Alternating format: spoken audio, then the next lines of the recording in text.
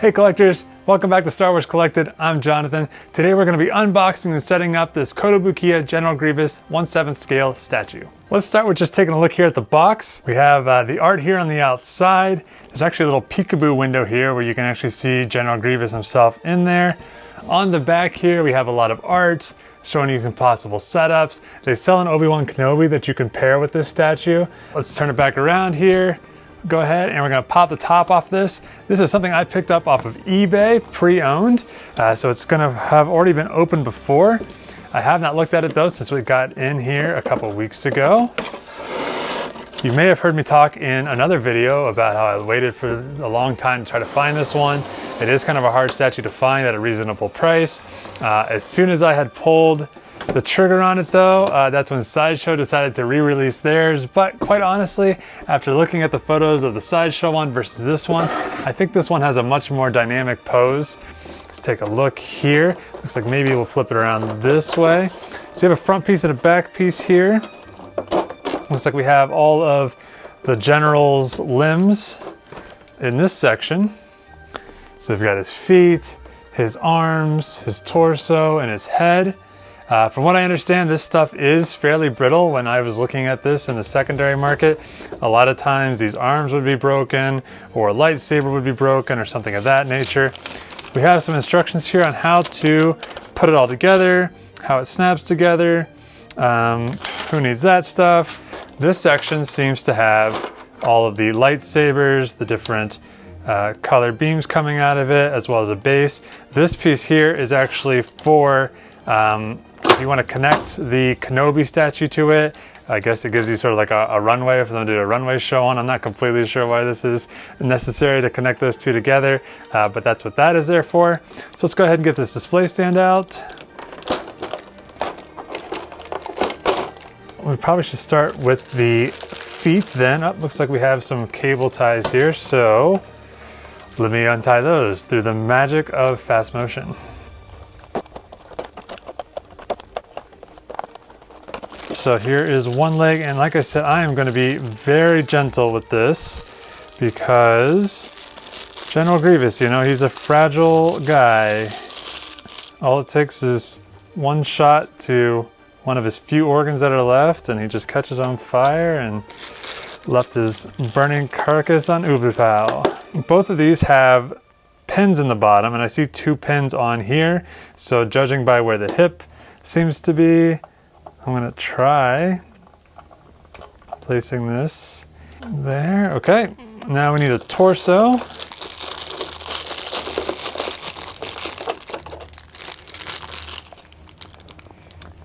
All right. So Kotobukiya was a company that I kind of first found when I was getting back into Star Wars collecting. I grew up as a huge Star Wars kid, but then after the prequels were kind of done, I didn't watch the Clone Wars when that was coming out. I wasn't a big gamer, so you know, it was just sort of seemed like it was done. But when they announced that the new films would be coming out, the sequel trilogy, that reignited my love and interest and passion, and man, is it burning brighter than it ever was before.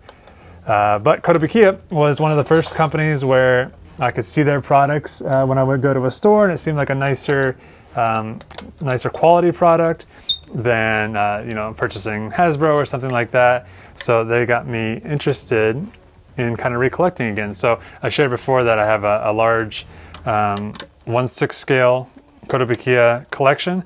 It's not a scale that I consider still part of an active collection.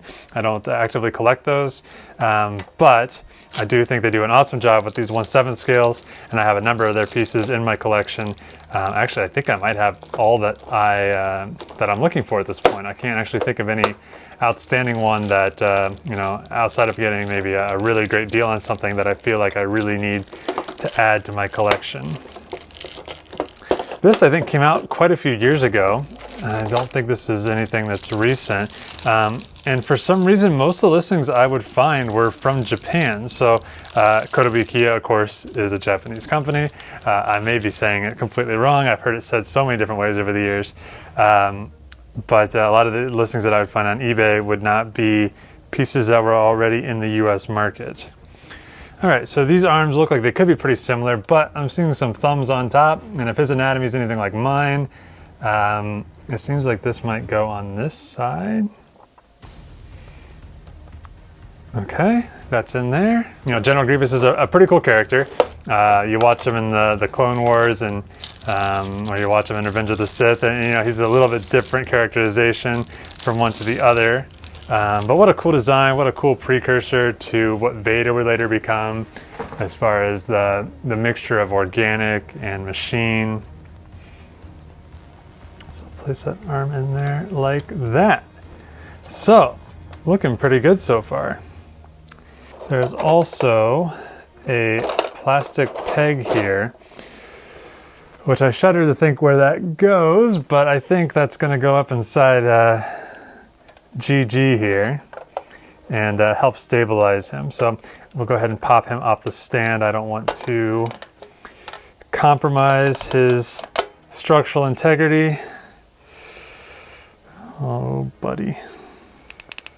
All right.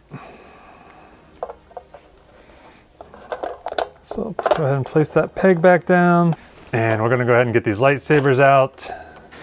You put one piece up front and one piece behind.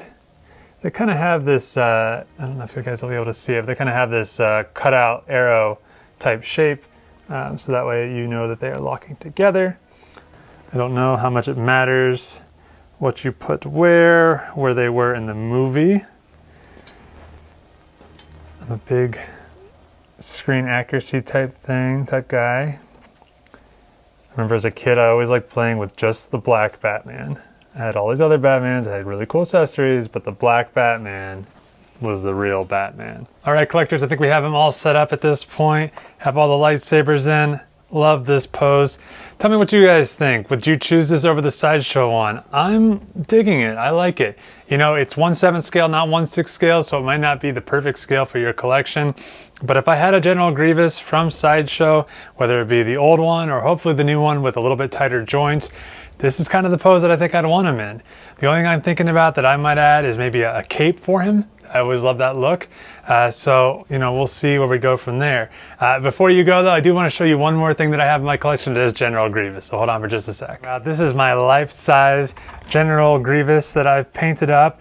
I got this pre-owned on eBay before. It had a paint job to it. It was not particularly good. So I spent a lot of times going over this guy. Hopefully here on the close-up camera, you can see that there is some veining there on the top. It is a very hard sort of paint job to match for him. He's got a lot of little details here and there. You want to get the shine around his eyes, you know, and make him look alive in there, but otherwise he is kind of a droid. So this is a lot of fun piece to put together and to try to figure out some different painting techniques and get him where he is today. Unfortunately, he does not really sit on his own accord. I do have the files for a 3D printed General Grievous that I've thought about printing, but you know, I might even just print sort of the neck collar that you see on him here and see if I can't sort of combine that with this to make a life-size bust. All right, collectors, thanks for checking out this video today. What do you guys think of this model? What do you guys think of General Grievous? I think he's a pretty interesting character myself. I kind of wish he had continued on after Revenge of the Sith, but you know, with Star Wars, no one's ever really gone. So if you like videos like this, go ahead and give me a like, subscribe if you want to see more, and we'll see you guys next time.